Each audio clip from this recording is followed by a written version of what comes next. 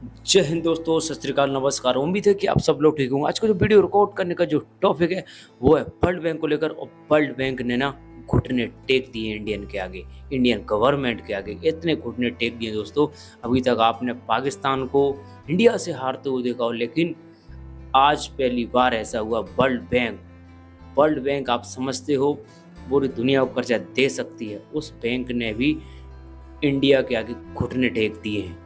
और वो घुटने कैसे टेके हैं, बिना वक्त इस वीडियो करते स्टार्ट दोस्त। को भारत के सामने सरेंडर करते देखा होगा।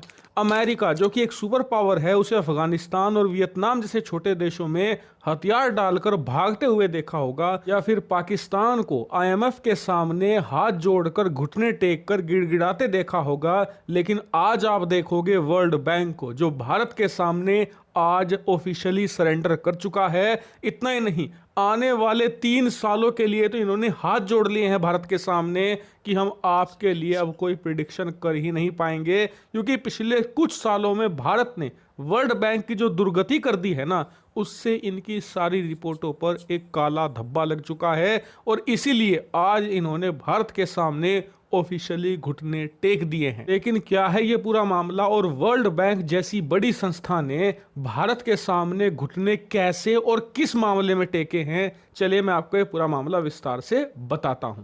तो दोस्तों, ये बात तो आप जानते ही हैं कि वर्ल्ड बैंक दुनिया की बिगेस्ट फाइनेंशियल संस्था है। ये दुनिया भर के लिए हर तरह की रिपोर्ट तैयार करती है। ये दुनिया को बताती है कि किस देश की अर्थव्यवस्था भविष्य में किस रफ्तार से बढ़ेगी या फिर घटेगी, किस देश में महंगाई किस रफ्तार से आएगी या डिफ्लेशन होगा। लेकिन सबसे बड़ा काम करता है वर्ल्ड बैंक लोन देने का। दरअसल ये दुनिया की जो तमाम देशों की सरकारें हैं या फिर देशों के अंदर जो राज्यों की सरकारें हैं, उन्हें लोन देती हैं अलग अलग प्रोजेक्ट्स के लिए। आपको बड़ा पुल बनाना है, मेट्रो लाइंस बिछानी है, या फिर आपको कोई बड़ा बुलेट ट्रेन का प्रोजेक्ट चलाना है, या फिर कोई बड़ा इंफ्रास्ट्रक्चर का प्रोजेक्ट है जिसके लिए आपको ढेर सारा पैसा चाहिए, तो वर्ल्ड बैंक आपको देता है। लेकिन यहां पर एक फर्क है, आप ऐसा मत सोच लेना कि वर्ल्ड बैंक हर एक को पैसा देता फिरता है। वर्ल्ड बैंक सिर्फ या तो डेवलप्ड देशों को पैसा देता है या डेवलपिंग देशों को। डेवलपिंग में भी वो देश जो कि आने वाले समय में आर्थिक सुपर पावर बनेंगे, जैसे कि चीन, भारत, इन तरह के देशों को वरीयता देता है जिन देशों की अर्थव्यवस्थाएं अच्छी हालत में होती है। कहने को तो पाकिस्तान भी डेवलपिंग कंट्री है, लेकिन वर्ल्ड बैंक उन्हें चवन्नी भी नहीं देता, क्योंकि वो एक डूबता हुआ जहाज है। ऐसे में वर्ल्ड बैंक को पता है कि अगर पाकिस्तान जैसे देशों को पैसा दे दिया तो वहां की सरकारें और सेनाएं पैसा खा जाएंगी, इनका चवन्नी भी वापस नहीं आने वाला।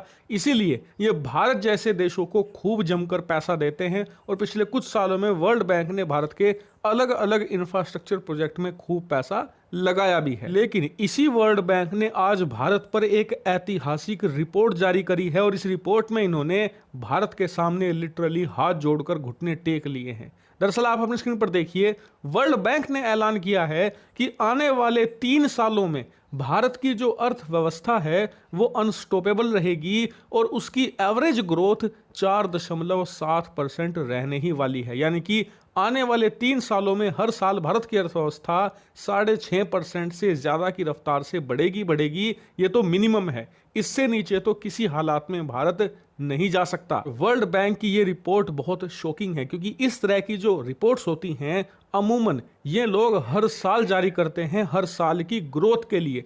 हर साल की ये अलग अलग ग्रोथ बताते हैं कि इस साल इतनी, अगले साल उतनी, या फिर तीसरे चौथे साल इतनी इतनी आपकी ग्रोथ रहेगी। लेकिन वर्ल्ड बैंक ने भारत की ग्रोथ एवरेज में बताई है, औसत में। वो इसलिए क्योंकि पिछले 1.5-2 सालों में वर्ल्ड बैंक ने भारत की अर्थव्यवस्था को लेकर जितने भी अनुमान लगाए या फिर जितने भी भविष्यवाणियां करी हैं, वो 100% गलत निकली हैं। एक भी इनकी भविष्यवाणी भारत के बारे में सही नहीं निकली है। भारत ने हर बार इन्हें बीट किया है, यानी कि जो अनुमान इन्होंने भारत के बारे में लगाया है, भारत ने उससे ज्यादा बेहतर परफॉर्मेंस दी है। इस वजह से जो दुनिया भर के इन्वेस्टर्स हैं, दुनिया भर की कंपनियां हैं, अब वो वर्ल्ड बैंक की रिपोर्ट को, खासकर कि भारत के ऊपर जो रिपोर्ट्स होती हैं, उन्हें सीरियसली नहीं लेती। इसीलिए कहीं ना कहीं इनकी जो रिपोर्ट का वजन है, इनकी जो प्रतिष्ठा है, वो दांव पर लगी है।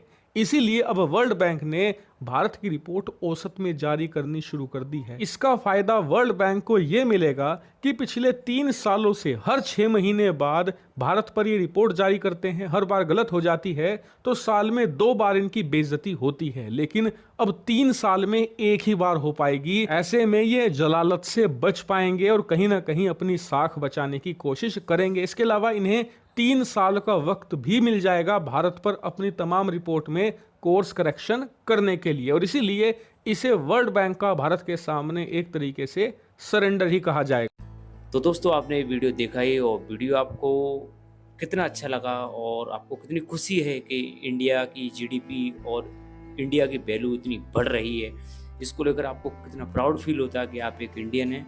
और आपको यदि अच्छा लगता है और आपको ये वीडियो अच्छी लगी हो तो लाइक और शेयर और सब्सक्राइब जरूर करें। मिलते हैं फिर किसी नेक्स्ट वीडियो में। जब तक अपना और अपने परिवार का ख्याल रखें दोस्तों।